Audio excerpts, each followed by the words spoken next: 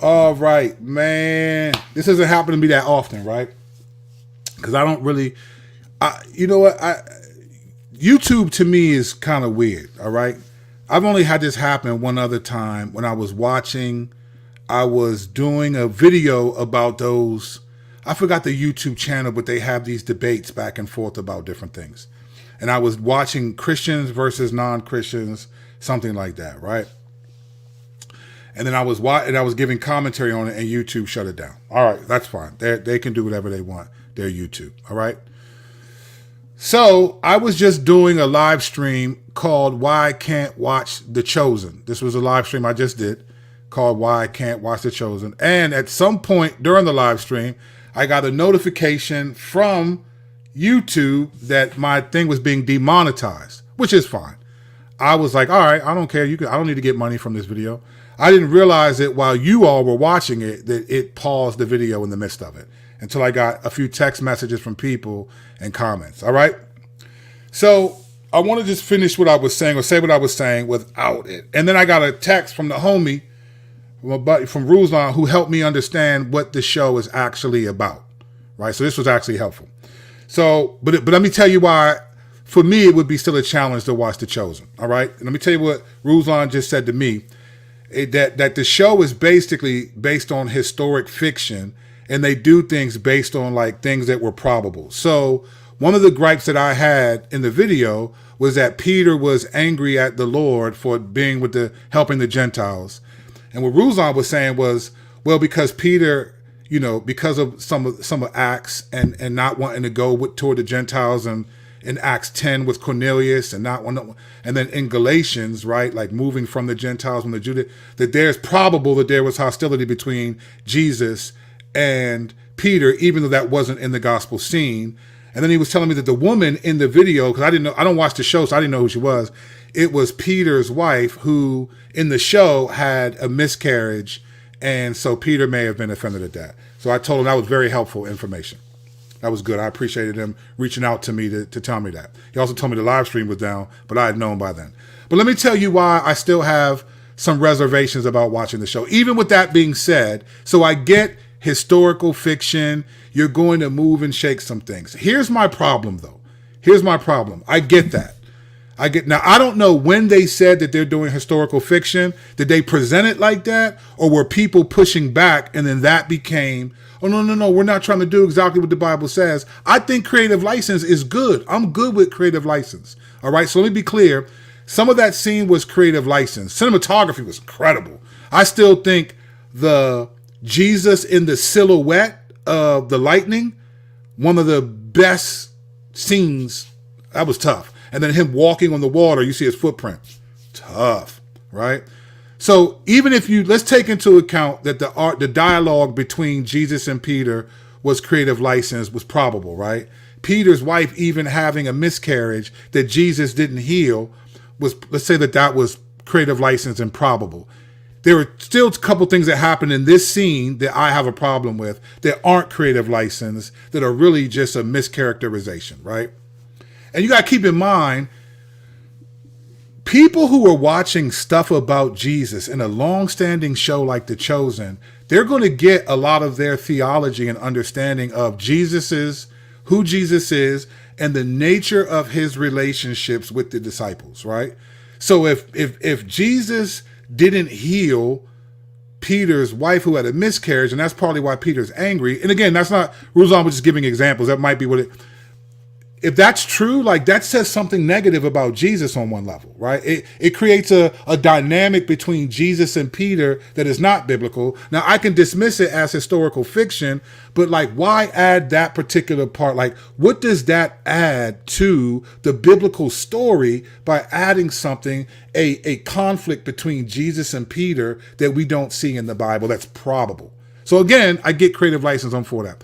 But let's just say those things are true. There are still a couple reasons why even a scene like this, which is an iconic scene, why it would be hard for me to watch The Chosen, right? There are two things which I said, but I don't know when the live stream cut off. The first was in the middle of that scene when Peter was just walking on the water, Jesus says, come to me, all who are heavy laden, and I will give you rest, right? Jesus does not say that in that scene. Now, again, I could be wrong. I know a little bit about the Bible. That scene is in Matthew 11, 28 through 30. All right. It is not in Matthew 14, 22 through 36, which is Peter walking on water. That's where that scene comes from. Jesus said, come to me, all who are heavy laden, talking to the Jews who were overwhelmed by all the laws on the Sabbath. The Pharisees had a theological oral tradition called the Mishnah, which were all these things you could not do on the Sabbath. And so Jesus was basically saying, look, I am Lord of the Sabbath. If you rest in me, you're resting on the Sabbath, which is essentially what he was saying in Matthew 11. Jesus doesn't say that in Matthew 14. That's not what happened. So even if it's a historical fiction and it's probable, which is still good, don't get me wrong, I'm sure it's an incredible show. I'm not dogging the show. This might be just my thing, right? My problem is, why take a passage that's important for when Jesus said it and put it in a scene that he never said it?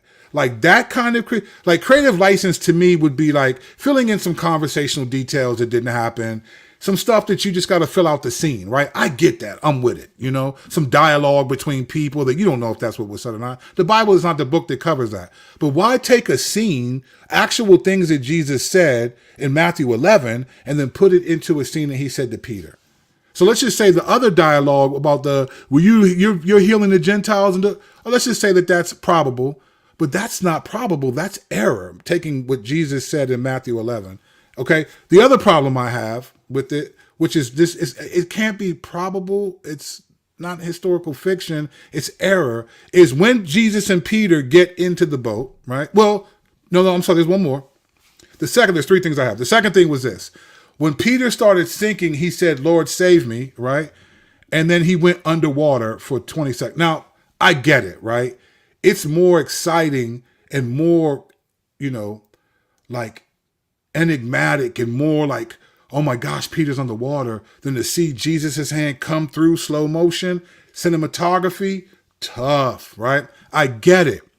But like in the Bible, if I'm just to say I'm not really that well, I don't know the Bible that well. Let's just say I don't know the Bible that well. And I watched The Chosen and I'm like, oh, this is amazing. Hey, can anyone tell me where this scene was? And then I go read it and they say, hey, it's in Matthew chapter 14, verses 22 to 36, right?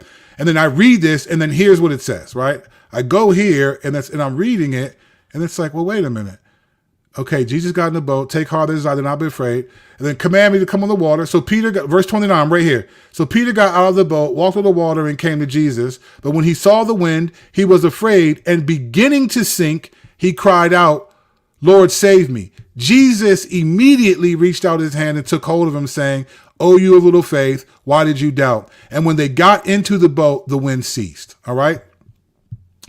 Here's my problem, okay? Hold on, let me just change this. All right, here's my problem. It says, when Peter began to sink, he said, Lord, save me. Immediately, Jesus reached out his hand. So I get the creative license. He goes underwater for 12 seconds. It's slow motion. I love that. I love that Michael Bay type slow motion. I like it. I love cinematography. I'm a photographer, right? I love pictures. I get it. But if I'm reading the narrative, and I don't know much about the Bible, but my Bible knowledge is coming from The Chosen, I don't have the knowledge that it's historical fiction. I don't know that. I'm just looking at it like this is what it is. And I read it. Well, Peter doesn't go under the water. Jesus stops him from going under the water, right? It could almost seem cruel to let him go under the water and not save him. But again, that's all anecdotal. It's just, I think you could have still grabbed him before he went underneath, right? Because it's a vision of Jesus saving you before you go belly up, so to speak, right? But the third thing that I had a problem with in the scene is we just read, it says this, right? Here's the scene. Here's what it says in the scriptures. And when they got into the boat, verse 32, all right? And when they got into the boat, the wind ceased. And those in the boat worshiped him, saying, Truly you are the Son of God, right? When they got into the boat, the wind ceased. In the Chosen story, right? In the Chosen, the people, he got into the boat and Jesus said, Peace be still. And then the wind stopped and they just watched it subside. It was a fantastic scene. The problem is Jesus doesn't say, peace be still the wind in Matthew 14. He says it in Matthew 8. Remember, he was taking a nap. Jesus was chilling, right? The boat's rocking. Rock the boat, don't rock the boat, baby. Rock the boat, don't tip the boat over. The boat's rocking.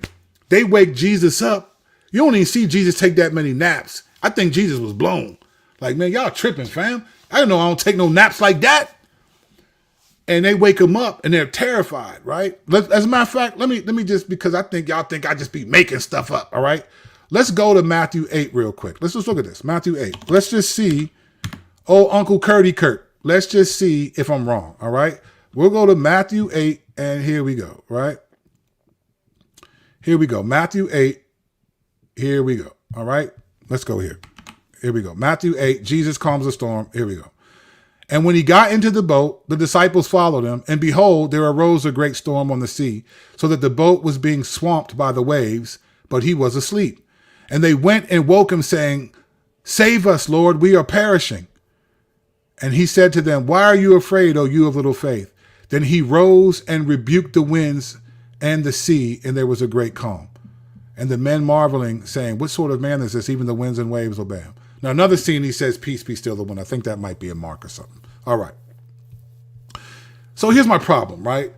You taking something that Jesus said, similar scene, but different scene, right? Different scene. Jesus is asleep on the boat, and you make him say it in Matthew 14. To me, Matthew 14 is a crazy cinematic scene.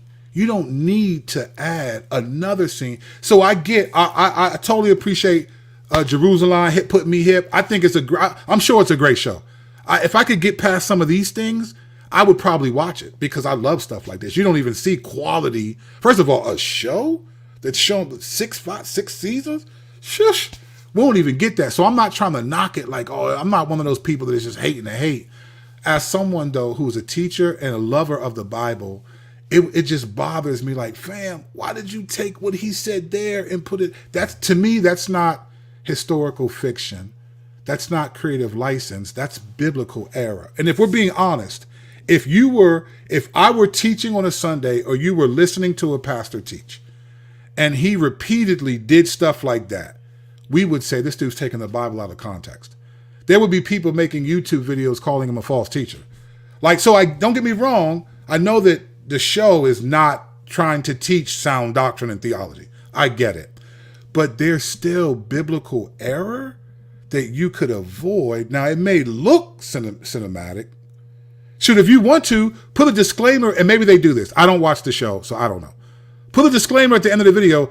We combined one scene and another scene to make this, but this is not exact. Maybe they do that. I don't know. But to me, like, I think the Bible is good enough that some scenes could be what they are, add a little bit of creative license, but the dialogue between Peter and Jesus arguing as probable, I think if we heard a pastor teach like that, I think we would be like, come on, fam. Especially if he didn't qualify. If he didn't qualify it. Now, again, if you know this is historical fiction, I get it. But there's historical fiction, like this isn't necessarily true. Then there's error, right? Well, that's not what he said. He said this in Matthew 8 and Matthew 11. Why put him in Matthew 14? Now, maybe they didn't do a Matthew 8 and a Matthew 11 scene. Fine. But to me, I just think even though you're doing historical fiction, if you're talking about, when you're doing historical fiction about, like Napoleon just came out, right? No one's going to care, really, unless you're like a serious up historian. You don't care if Napoleon's wife's name was Sarah or Pusty McMichaels. Who cares, right? You don't. But when it's about Jesus, though, when it's about Jesus, it's like people just look at that stuff differently. People look at that. People of faith look at it differently. We look at that stuff differently because it's about Jesus.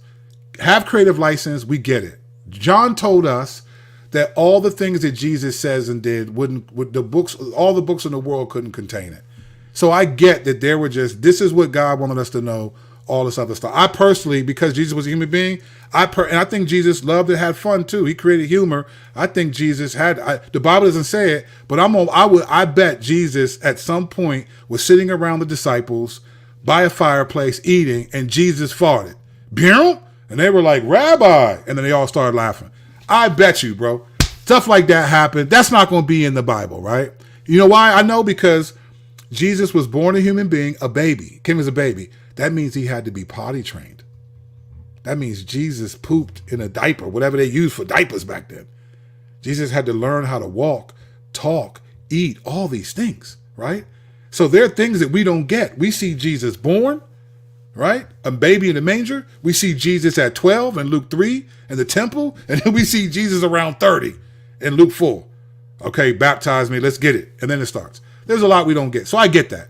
Plenty of room for creative license. But error is not creative license to me. That's just wrong. That's just wrong placement of the phrase. And that statement is in the Bible. So that's all. So anyway, what do I know? Who cares what I think? I do, obviously. And maybe some of you do. Right? But again, I'm not dogging the show. If you love it, go with it. There are people in my church. There's a core group in my church where they watch the show and they talk about it. I don't have a problem with it. If I thought it was that serious, I'd have been like, hey, man, y'all can't watch. Y'all can't do that. I don't think it's heretical in the sense. I just think, I think error should always be biblical error. When it's clear, it's error. Because here's the thing. This is why I'm going to end with this. Why I'm good with creative license, because I take some of that. As a matter of fact, all of us who read any theology, not just the Bible, but if you read commentaries or books written about Christian living, there's always creative license, right? I'll give you an example or two. There's tons of books on parenting. There are books that are like this thick on parenting, right? Do you know how many verses are in the Bible on parenting? Not about children, I'm talking about parenting. Like fathers, do not embitter your children. Train up your child in the way they should go. Those are parenting passages. Those aren't just children. Children are a gift from the Lord. That's a children's passage. I'm talking about actual parenting, the way you should interact with your children. Do you know how many verses in the Bible there are? There's like 4 or 5. So how do you have a book this thick on parenting when the Bible has 5 verses? You can't even make a paragraph. I mean, you make a paragraph. That's all you get, a paragraph if you take what the Bible says. So you add things to it. You apply it. You think about it. I'm good with that. I'm good with creative license. One of my favorite theologians, he wrote the foreword of my first book, Education or Imitation, right? He wrote the foreword. As a matter of fact, this is my first book written in 2000 right here. Education or Imitation, right? I don't know. Now you want to get all out of focus, fam. Now you want to get out of focus, right? This is my first book. He wrote this, Education or Imitation, Bible Interpretations for Dummies Like You and Me. It's on Amazon. Go check it out. I love it. I tell this graphic street story about how the Lord showed me some stuff from a situation of a triple homicide in the streets. Go get this on Amazon. Shameless plug. But he said this to me, Thomas Schreiner. Tom Schreiner said this to me. He's a theologian and a teacher at Southern Baptist Theological Seminary. He said this, and it shaped my teaching. He said, we are free to speculate about what the Bible doesn't say, as long as we do not contradict what it does say. And that has been, he told me this in 2010 when we met and had a meal together. And then in 2011, I dropped this and he wrote the foreword. I use that to this day. I am okay with speculating on things the Bible is not clear on when I'm teaching, as long as I'm not messing up what the Bible does. I'm not contradicting what it does say, right? So I'm for creative license, but I'm not for error. I think there's some, and for me, it might not be, the whole show might not be like this, but in that scene, there's a lot of error. So anyway, just thought I would give y'all a little something, you know? I'm sorry that they probably gonna hit me with a marker. I'm not a big YouTuber, so they might just come after me. Do it, baby. Listen, I'm grateful for this platform. It's growing, slowly growing. Thank you. Listen, I'm at 29 something. Help me get to 3K. You get to 3K. That's it, man. I'm trying to get to 3K by the year 2027. But you can help me right now, the 3K. All right. Love doing videos for y'all. I got something crazy. I got a crazy video coming next about the word believe. All right. Grateful for y'all. Again, you can disagree. Let me say this. Don't hit me in the comment section. Will I watch it? It's a great show. I don't care. I'm not saying it's not a great show. I'm just saying there's things why I couldn't probably watch it. I can watch clips of it and be, oh, that was dope. That was cool. But it's okay. I'm not saying no one should watch it. I'm not saying they're heretical. I think there was somebody saying, "Oh, they're Mormons" or something. I'm not. So don't waste your time in the comment section. I'm not going to respond to that. And it's a great show, Pat. I think you're wrong. I'm saying it's not for me. I didn't say you shouldn't watch it. I don't do videos like everyone shouldn't watch it unless it's clearly sinful. All right. Having said that, I'm out of here. Like and subscribe to the channel or don't. Grace and peace.